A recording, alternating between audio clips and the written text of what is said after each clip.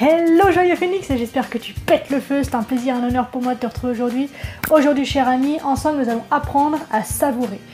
Mais avant d'entrer dans la théorie, j'aimerais que tu prennes un instant pour te replonger dans un moment qui s'est produit dans la semaine qui vient de s'écouler, dont tu as pleinement profité, pour lequel tu étais pleinement présent. Ça peut être quelque chose de très simple comme une douche bien chaude, ou l'effet d'une boisson fraîche par une journée justement, une belle journée ensoleillée d'été, ou le parfum d'une fleur ou d'un fruit. Ça peut être les rayons du soleil, ça peut être une bonne pluie aussi, il y en a qui aiment la pluie.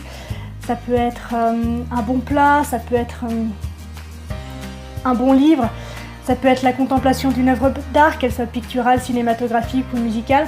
Bref, un instant comme ça, où tu sais que tu as pris le temps d'aimer, de savourer et d'être pleinement présent et pleinement conscient de ce que tu étais en train de vivre et de ce que tu étais en train de faire. Question. C'était quand?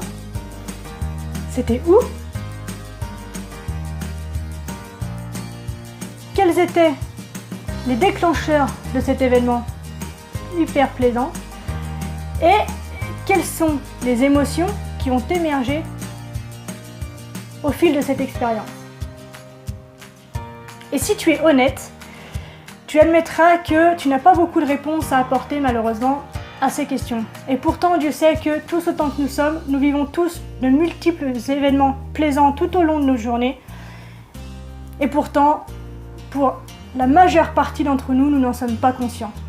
Et c'est pour ça que je suis absolument convaincue qu'entraîner son cœur et son mental à vivre pleinement ces micro-moments de bonheur que nous offre la vie, en apprenant à les savourer pleinement, peut être ultra bénéfique pour ta santé mentale, physique et même spirituelle. Ça ouvre des champs de conscience, de connexion et d'appréciation qui sont absolument fabuleux. Et donc, vous l'aurez compris, c'est une expérience absolument bénéfique à l'intégration et à la culture au quotidien de la joie de vivre. C'est donc ce que nous recherchons. Place à la théorie maintenant. Savourer, ça veut dire quoi? Alors tout d'abord, sachez que ça vient de l'infinitif latin sapere, qui signifie avoir du goût, avoir du jugement et aussi connaître par une expérience durable. Donc, pour faire court, on peut définir le terme de la manière suivante. Savourer pourrait être la capacité à savourer pleinement une action au moment où elle se produit et savoir la prolonger par une intention et une attention délibérée. Les bénéfices de cette expérience de savourer sont extrêmement nombreux, mais il y en a quelques-uns que j'avais envie de partager avec toi aujourd'hui. Cette capacité à savourer pourrait permettre d'accroître la fréquence et l'intensité, pour commencer, des émotions positives dans ta vie. Il peut également augmenter le sentiment de gratitude que tu as à l'égard de ce que tu vis, de ce que tu fais, de ce que tu es. Il augmente notre capacité à nous engager dans quelque chose. Et en plus de ça, il donne du sens à ce que tu vis. C'est génial, non? Tu trouves pas? Mais ce n'est pas tout, car on a découvert que l'art de savourer est un excellent antidote contre l'adaptation hédonique. Pour celles et ceux qui ne savent pas ce que c'est, je vais essayer de faire très simple. L'adaptation hédonique, c'est un processus psychologique par lequel l'être humain acquiert cette capacité à tolérer, à accepter et à endurer un stimulus ou un événement dans le temps, que cet événement ou ce stimulus soit positif ou négatif. Mais du coup, par ce processus, en fait, l'effet émotionnel provoqué par le stimulus ou l'événement en train de se produire s'atténue au fil du temps. Alors du coup, c'est un processus d'adaptation qui est super bénéfique quand on travaille sur un parcours de résilience, mais au début, parce que l'adaptation aux affects d'une expérience qui dure dans le temps peut détériorer considérablement la qualité des émotions ressenties et donc le bien-être subjectif de l'individu en train de vivre cette expérience. C'est comme quand on achète une voiture ou une maison ou une robe ou quelque chose sur un coup de cœur et qu'on se rend compte parfois même quelques jours après que finalement on n'est pas si bien que ça avec. Et je trouve que ça soulève une question très intéressante pour chacun d'entre nous, qui est moins de savoir si on a ce que l'on aime, mais si nous aimons ce que nous avons. Minute philo. Je te laisse méditer dessus. Voici l'exercice que je te propose aujourd'hui.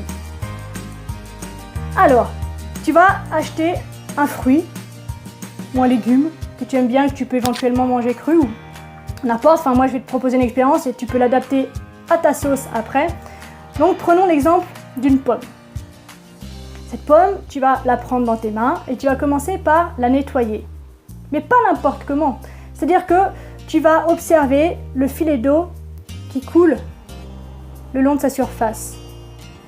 Tu vas écouter le bruissement de l'eau qui s'écoule sur la surface du fruit, mais également sur tes doigts. Et tu vas ressentir le contact de tes doigts à la fois sur le fruit, mais également avec l'eau.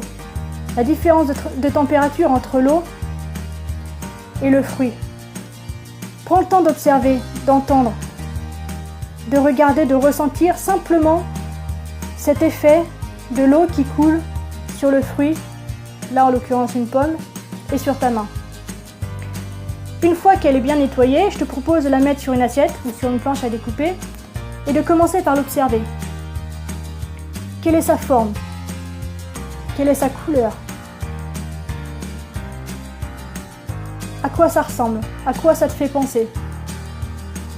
Puis je t'invite à nouveau à la prendre dans tes mains et à expérimenter le contact de cette pomme, de ce fruit, dans ta main. Est-ce que sa peau est rugueuse? Est-ce qu'elle est lisse? Est-ce qu'elle est douce? Est-ce que c'est un fruit qui est plutôt lourd ou plutôt léger? Qu'est-ce que ça te fait ressentir?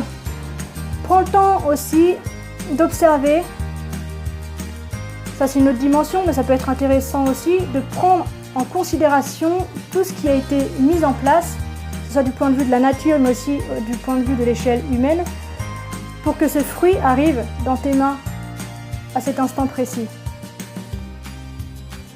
Puis, tu vas la reposer sur la planche ou sur l'assiette et tu vas prendre un économe. Tu vas commencer à peler ton fruit. Prête l'oreille au bruit que fait l'économe qui parcourt la peau de ton fruit et qui la retire doucement, délicatement, sans la chair qui apparaît au fur et à mesure et qui vient humecter délicatement tes doigts.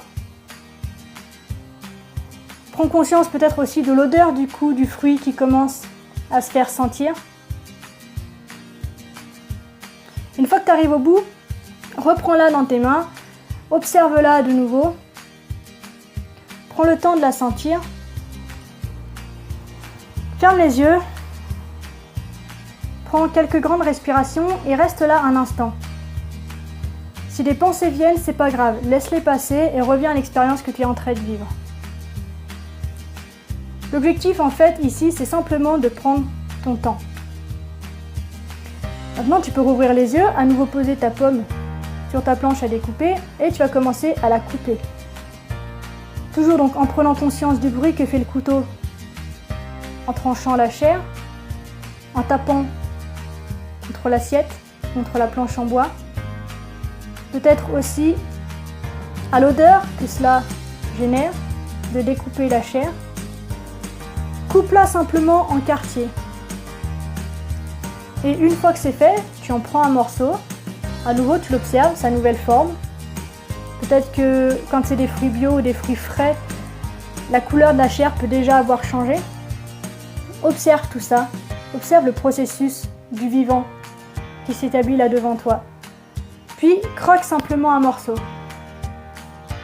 Prends le temps de sentir à nouveau sa texture, de goûter son jus, de croquer lentement, de savourer.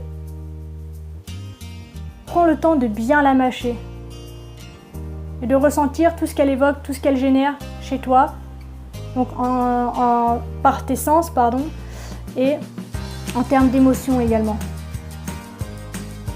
Enfin, avale cette bouchée, parce qu'il y a bien un moment où il faut en faire quelque chose. Et enfin, continue sur le reste de ta pomme. Et essaye de manger ta pomme ou ton fruit dans son intégralité, mais en vivant pleinement l'expérience comme je viens de te le décrire. Alors on a l'impression comme ça que ça dure 4h30 pour manger une pomme, mais je t'assure que non. Une fois que tu as écouté en fait la vidéo et puis que tu te prêtes au jeu et que tu fais le processus dans son ensemble, tu vas voir que c'est aussi rapide quasiment que pour manger une pomme d'habitude. La seule différence c'est que tu seras présent à ce que tu fais, tout simplement. Ça te va? Ok, donc je te laisse essayer ça. Je te laisse me mettre en commentaire donc ce que tu as ressenti lors de cette expérience, tes réflexions, tes pensées, tes émotions au sujet du jour. Si tu penses que cette vidéo peut en aider certains et en éclairer d'autres, je t'invite à la liker et à la partager afin qu'un maximum de monde possible en profite. Enfin, si tu as loupé les 15 premières vidéos, 15! On est arrivé à la moitié de notre défi, bravo à vous!